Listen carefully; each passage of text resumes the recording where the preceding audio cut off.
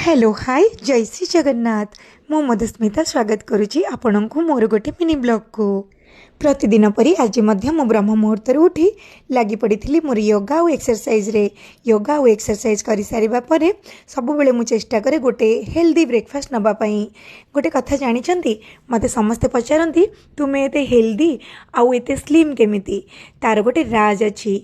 नियंतु एटा होची तार राज। मु मो ब्रेकफास्ट रे सब बेले चेष्टा करे कोनोसी ना कोनोसी गोटे हेल्दी डिश नबा पई।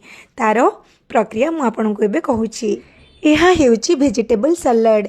यह स्वास्थ्य पई बहुत हितकर आउ टेस्टी मध्य।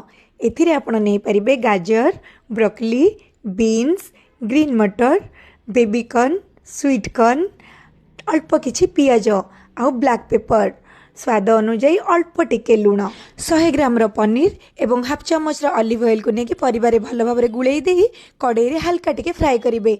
सप्ताह को गोटे थर निज ब्रेकफास्ट रे को ऐड करंतु। रहिली जय श्री जगन्नाथ।